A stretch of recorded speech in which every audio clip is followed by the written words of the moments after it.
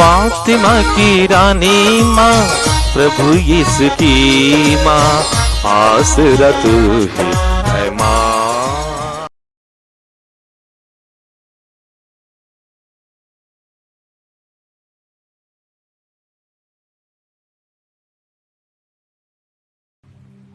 पहला पाठ कुरिन्थियों के नाम संत पौलुस का दूसरा पत्र, अध्याय 11, पद संख्याएं 1 से 11 तक।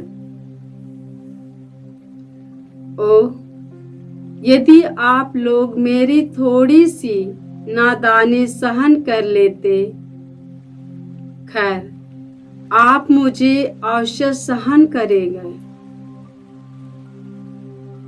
मैं जितना तत्परता से आप लोगों की चिंता करता रहता हूँ, वह ईश्वर की चिंता जैसी है।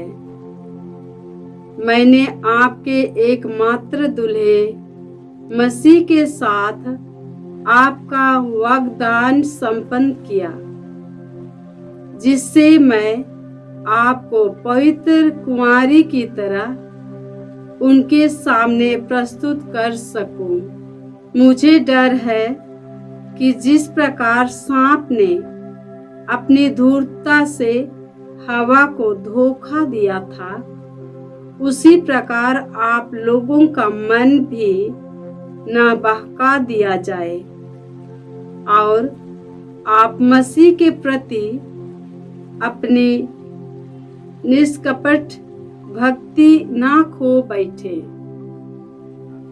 क्योंकि जब कोई आप लोगों के पास एक ऐसे यीशु का प्रचार करने आता है जो हमारे द्वारा प्रचारित यीशु से भिन्न है, या एक ऐसा आत्मा अथवा सुसमाचार ग्रहण करने को कहता है जो आपके द्वारा स्वीकृत आत्मा अथवा सुसमाचार से भिन्न है, तो आप लोग उस व्यक्ति का स्वागत करते हैं।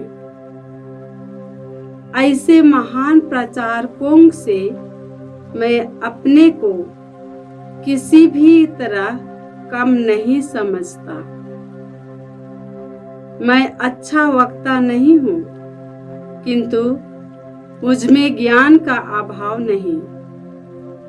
इसका प्रमाण मैं सब तरह से और हर प्रकार की बातों में आप लोगों को दे चुका हूँ। आप लोगों को ऊपर उठाने के लिए मैंने अपने को दीनहीन बना लिया और बिना कुछ लिए आप लोगों के बीच ईश्वर के सुसमाचार का प्रचार किया। क्या इसमें मेरा कोई दोष था? आप लोगों की सेवा करने के लिए मैंने दूसरी कलीसियाओं से चंदा मांगा। आप लोगों के यहाँ रहते समय जब मैं आर्थिक संकट में पड़ जाता था, तो मैं किसी के लिए भी भार नहीं बना। मकेदोनिया से आने वाले भाइयों ने मेरी आवश्यकताएं पूरी कर दी। मैं आपके लिए भार नहीं बना और कभी नहीं बनूंगा। मुझ में विद्यमान मसीह की सच्चाई की शपथ अखाया भर में कोई या कुछ भी मुझे इस गौरव से वंचित नहीं कर सकेगा। ऐसा क्यों?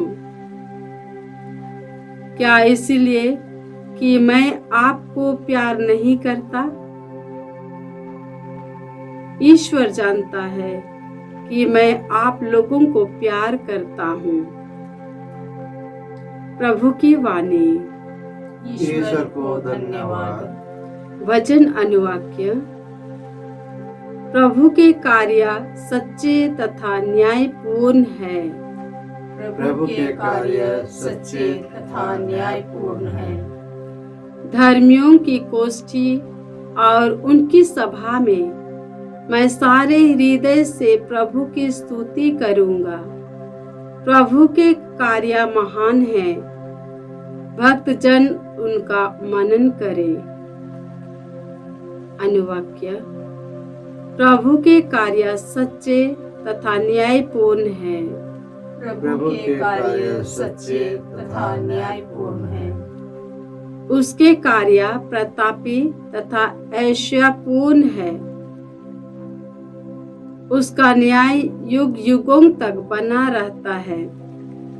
प्रभु के कार्य स्मरणीय है। प्रभु दयालु और प्रेममय है। अनुवाक्य। प्रभु के कार्य सच्चे तथा न्यायपूर्ण है। प्रभु के कार्य सच्चे तथा न्यायपूर्ण है। उसके कार्य सच्चे तथा न्यायपूर्ण है। उसके सभी नियम अपरिवर्तनीय हैं। वे युग युगों तक बने रहेंगे। उनके मूल में न्याय और सत्य है। अनुवाक्य। प्रभु के कार्य सच्चे तथा न्यायपूर्ण है। प्रभु के कार्य सच्चे तथा न्यायपूर्ण है। जय घोष। हालेलुया। आप लोगों को गोद के लिए हालेलुया। आप लोगों को गोद लिए हुए पुत्रों का मनोभाव मिला, जिससे प्रेरित होकर हम पुकार कर कहते हैं, अब्बा, हे पिता। हालेलुया। प्रभु आप लोगों के साथ हो और आपकी आत्मा के साथ। संत मत्ती के अनुसार पवित्र सुसमाचार। हे प्रभु तेरी महिमा हो। अध्याय 6 पद संख्याएं 7 से 15 तक। यीशु ने अपने शिष्यों से यह कहा, प्रार्थना करते समय गैर यहूदियों की तरह रट नहीं लगाओ।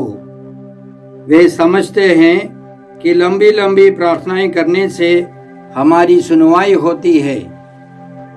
उनके समान नहीं बनो, क्योंकि तुम्हारे मांगने से पहले ही तुम्हारा पिता जानता है कि तुम्हें किन किन चीजों की जरूरत है। तो इस प्रकार प्रार्थना किया करो, हे स्वर्ग में विराजमान हमारे पिता, तेरा नाम पवित्र माना जाए, तेरा राज्य आए, तेरी इच्छा जैसे स्वर्ग में वैसे पृथ्वी पर भी पूरी हो। आज हमारा प्रतिदिन का आहार हमें दे। हमारे अपराध क्षमा कर, जैसे हमने भी अपने अपराधियों को क्षमा किया है। और हमें परीक्षा में ना डाल, बल्कि बुराई से हमें बचा। यदि तुम दूसरों के अपराध क्षमा करोगे, तो तुम्हारा स्वर्गीय पिता भी तुम्हें क्षमा करेगा। परंतु यदि तुम दूसरों को क्षमा नहीं करोगे, तो तुम्हारा पिता भी तुम्हारे अपराध क्षमा नहीं करेगा। प्रभु का सुसमाचार। हे क्रिस्त तेरी स्तुति हो। जय यीशु क्रिस्त में प्रिय भाई और बहनों, आज का पहला पाठ कुरिन्थियों के नाम दूसरे पत्र से हैं। अध्याय 11 पद संख्याएं 1 से 11 तक। इसमें संत पौलुस अपने विश्वासियों को, कुरिन्थ के लोगों को समझाते हैं कि झूठे धर्म प्रचारकों से सावधान रहना है। प्रभु यीशु ने कुरिन्थ के लोगों को सुसमाचार सुनाया था। सुसमाचार प्रॉपर वह यह है, यीशु मसीह हमारे पापों के प्रायश्चित के लिए मरे, जैसा कि धर्म ग्रंथ में लिखा है। वह कब्र में रखे गए और तीसरे दिन जी उठे, जैसा कि धर्म ग्रंथ में लिखा है। संत पौलुस ने कुरिन्थ के लोगों को पहले पत्र में अध्याय 15 में पौलुस ने याद दिलाई कि मैंने आप लोगों को सुसमाचार सुनाया है। सुसमाचार में विश्वास करने से आपको मुक्ति मिलेगी। लेकिन आज के पाठ के द्वारा, पवित्र वचनों के द्वारा संत पौलुस समझाते हैं कि हमें झूठे नबियों से, झूठे प्रचारकों से सावधान रहना है। वे अन्य विचारधारा लेकर आते हैं। उनके अपने लाभ के लिए वे सुसमाचार का प्रचार करते हैं, वो वास्तव में सुसमाचार नहीं है। पौलुस का कहना है, मैं अच्छा वक्ता नहीं हूं, किंतु मुझ में ज्ञान का अभाव नहीं। इसका प्रमाण मैं सब तरह से और हर प्रकार की बातों में आप लोगों को दे चुका हूं। संत पौलुस पवित्र आत्मा की प्रेरणा से आगे बढ़ते थे, पवित्र आत्मा से भरकर जीवन बिताते थे। पवित्र आत्मा की प्रेरणा के अनुसार वे उपदेश देते थे। उनके वचन सुनकर रोगी चंगे हो जाते थे, शैतान निकल जाते थे। और अब सावधान रहना है, झूठे नबी आ सकते हैं। आज भी इसी तरह है। प्रभु यीशु ने भी सतर्क किया था, झूठे नबियों से सावधान रहो। वे भेड़ों के वेश में तुम्हारे पास आते हैं, किंतु वे भीतर से खूंखार भेड़िए हैं। हम उनको कैसे पहचानेंगे? प्रभु यीशु का कहना है, अच्छा पेड़ अच्छे फल पैदा करता है और बुरा पेड़ बुरे फलों से हम पहचान सकेंगे। इसलिए हमें देखना है, कोई हमारे बीच में दुष्प्रचार लेके आता है या अच्छे नबी का रूप धारण कर आते हैं, उनके फलों से, उनके व्यवहार से पहचानना है। कई झूठे नबी हमारे समाज में घूमते रहते हैं। इसलिए हमें कलीसिया के अंतर्गत पवित्र कलीसिया जो सिखाती है उसके अनुसार जीवन बिताना है। संत यूहन्ना लिखते हैं अपने दूसरे पत्र में, जो प्रभु यीशु की शिक्षा से आगे बढ़ जाता है उसमें ईश्वर नहीं है। प्रभु यीशु की शिक्षा, कलीसिया की शिक्षा के अंदर हमें जीवन बिताना है। इसके लिए हम लोगों को सतर्क रहना है। आज के सुसमाचार में प्रभु यीशु हमें सबसे उत्तम प्रार्थना सिखाते हैं। आदर्श प्रार्थना है। और इसके पहले प्रभु ने हमको सिखाया, ढोंगियों की तरह प्रार्थना नहीं करो। आगे यीशु का कहना है, प्रार्थना करते समय गैर यहूदियों की तरह रट नहीं लगाओ। वे समझते हैं कि लंबी लंबी प्रार्थनाएं करने से हमारी सुनवाई होती है, लेकिन हम विश्वासियों को ऐसा नहीं करना है, क्योंकि पिता ईश्वर को मालूम है हमारी ज़रूरतें क्या है। इसलिए हमारी प्रार्थना हमारे दिल से हो, पूरे व्यक्तित्व से, एक रिश्ता से हम पिता ईश्वर से प्रार्थना करते हैं, वार्तालाप करते हैं। और आज की प्रार्थना में 7 निवेदन हैं। इसके पहले, 7 निवेदनों के पहले पिता ईश्वर को हम पुकारते हैं, हे स्वर्ग में विराजमान हमारे पिता। हर एक शब्द पर हम लोग घंटों तक, दिनों तक, महीनों तक मनन कर सकते हैं। ईश्वर स्वर्ग में विराजमान है। यह कोई स्थान नहीं है, जगह नहीं है। ईश्वर ऊपर है, हम लोग नीचे हैं, ऐसा नहीं है। ईश्वर परम पवित्र है, परम श्रद्धेय है, सर्वशक्तिमान है, परम पवित्र है, परम दयालु है। ईश्वर प्रेम से भरे हैं। इसलिए हम बुलाते हैं स्वर्ग में विराजमान। वे पापमय जीवन में नहीं, पापमय परिस्थिति में नहीं, बिल्कुल पवित्र व्यक्ति वे स्वर्ग में है और हम लोग बुलाते हैं हमारे पिता। हम बहुवचन में, क्योंकि प्रभु यीशु ने हमको सिखाया, यीशु हमारा मुक्तिदाता है।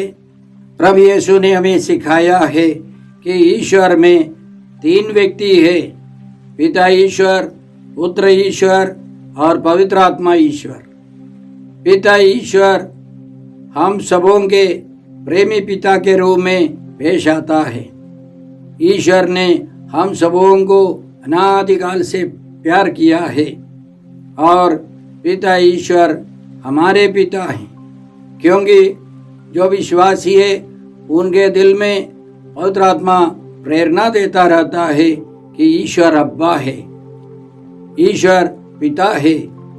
संत पौलुस हमको समझाते हैं गलातियों के नाम पत्र अध्याय 4 में संज्ञा 4 से कि हम ईश्वर की संतान हैं। इसका प्रमाण यह है कि ईश्वर ने अपने पुत्र के आत्मा को हमारे दिल में रखा है, हमारे हृदय में रखा है, जिसकी प्रेरणा से हम पुकार कर कह सकते हैं अब्बा है पिता।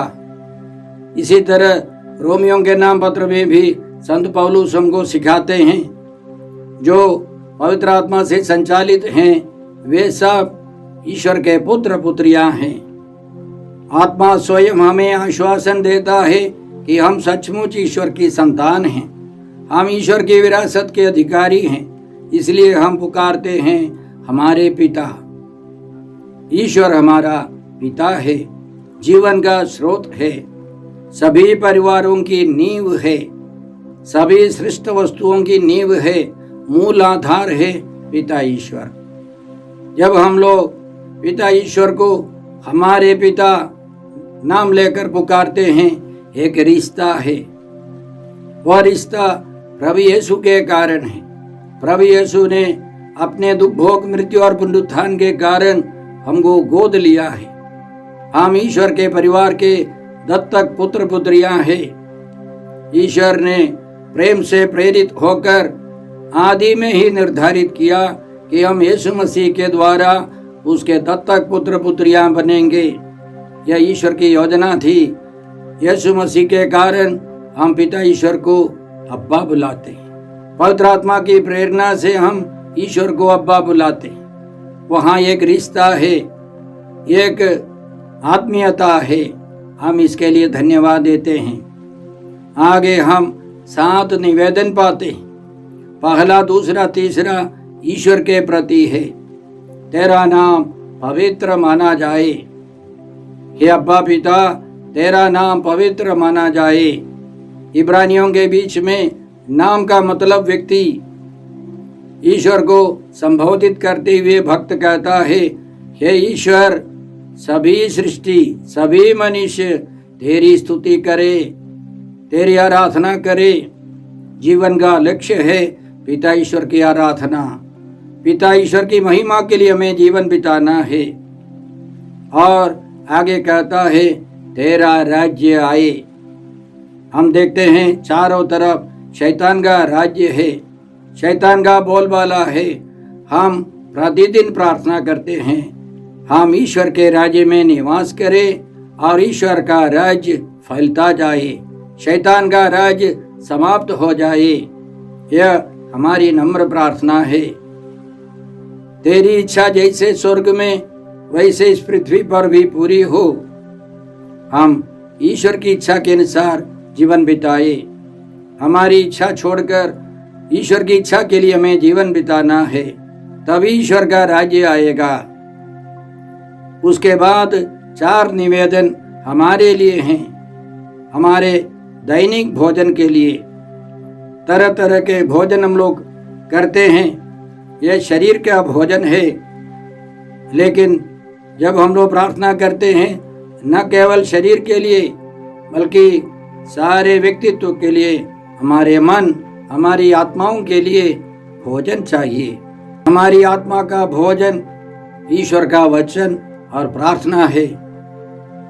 7 संस्कार है, विशेष करके मिस्सा बलिदान है। हमें दैनिक आहार चाहिए, भोजन चाहिए, शरीर के लिए, मन के लिए और आत्मा के लिए, और ईश्वर ने प्रबंध किया है। उत्पत्ति ग्रंथ अध्याय 2 में ईश्वर ने मनुष्य को बताया, सब हरियाली तुम्हें भोजन के रूप में देता हूं। जल प्रलय के बाद ईश्वर ने हमें मीट मछली खाने के लिए भी, मांस और मछली सब खाने के लिए अनुमति देता है। शाकाहारी हो या मांसाहारी हो, हमें ईश्वर के लिए जीवन बिताना है। साथ साथ जब हम प्रार्थना करते हैं कि हमें प्रतिदिन का आहार हमें दे, तो यह हमें शब्द केवल अपने लिए नहीं, सारे संसार के सभी लोग भरपेट खाना खा सके, सबों को भोजन मिले, हम मिल बांट करके खाए। शरीर के लिए भोजन, साथ साथ आत्मा के लिए भोजन। बहुत सारे लोग अंधविश्वास अविश्वास में है, वे एक दैनिक भोजन, आत्मा के भोजन से वंचित है। हम उनको प्रेरित कर उनको वचन सुनाए, प्रभु यीशु के वचनों को सुनाए, प्रभु यीशु के संस्कार की ओर हम उनको ले चले। और आगे हम प्रार्थना करते हैं, हमारे अपराध हमें क्षमा कर, जैसे हमने भी अपने अपराधियों को क्षमा कर दिया है। हमें हर रोज पापों से मुक्त रहना है। हमें हमेशा सहनशील, क्षमा करने वाले के समान जीवन बिताना है। दूसरों को क्षमा कर हम अपना प्रेम प्रकट करें। हम भी हर बुराई से दूर रहने के लिए, पापों से दूर रहने के लिए ईश्वर से क्षमा मांगते। और आगे हमारी प्रार्थना है, हमें परीक्षा में ना डाल, परंतु बुराई से बचा। हम हर परीक्षा से दूर रहे, परीक्षा आने पर हम विजयी रहें। इसके लिए हमें पिता ईश्वर, प्रभु यीशु और पवित्र आत्मा की प्रेरणा हमको मिलती रहे। हम जानते हैं हमारी बुद्धि काम करती है, हम अपने विचार में रहते हैं, या शैतान की प्रेरणा, शैतान की आवाज़ हमारे मन में आ सकता है, हमारे कानों में पड़ सकता है। हम जानते हैं कि 3 प्रकार की आवाज़ें हमारे ऊपर प्रभाव डालती हैं। एक ईश्वर की वाणी, दूसरी शैतान की वाणी, तीसरी अपनी वाणी। इसलिए हमको पहचानना है, हमको परखना है कि यह ईश्वर की वाणी है, शैतान की वाणी है, या मेरी अपनी वाणी है। ईश्वर की वाणी सुनने पर हम पवित्र आत्मा के सारे फलों से भर जाते हैं। प्रेम, आनंद, शांति, सहनशीलता, मिलनसारी, दयालुता, ईमानदारी, सौम्यता और संयम से भरते जाएंगे। शैतान की आवाज पहचानने पर हम टेंशन में आ जाते हैं, हम पवित्र आत्मा के फल के अभाव में रहेंगे, हम चिंता करने लगेंगे, दुखी रहेंगे, गुस्सा से भर जाएंगे, निराश रहेंगे। तो समझ लीजिए यह शैतान की प्रेरणा है। हमारी आवाज का अनुसरण करने से हम कभी गलती कर सकते हैं, कभी सही कर सकते हैं। इसलिए हमें आत्माओं को परखने के लिए वरदान मांगना है, प्रतिदिन वरदान मांगना है। हमें परीक्षा में ना डाल, परंतु बुराई से बचा। हम बुराई से, बुरे दोस्त मित्रों से, बुरे माहौल से दूर रहें। तो हम सारांश में इस प्रकार कर सकते हैं, प्रभु यीशु हमको सिखाते हैं कि सबसे पहले हमारे और पिता ईश्वर के, त्रिएक ईश्वर के साथ एक रिश्ता होना है, एक घनिष्ठ रिश्ता होना है। आइए हम प्रार्थना करें। हे पिता ईश्वर, हे प्रभु यीशु, हे पवित्र आत्मा ईश्वर, आज के सारे पवित्र वचनों के लिए हम तुझे धन्यवाद देते हैं और प्रार्थना करते हैं कि हम सब तेरी संतान का जीवन बिता सके और स्वर्ग पहुंच जाए। हम यह प्रार्थना करते हैं प्रभु क्रिस्त के द्वारा। हमारे प्रभु यीशु क्रिस्त की कृपा, ईश्वर का प्रेम और पवित्र आत्मा का साहचर्य आप सबों को प्राप्त हो। आमीन।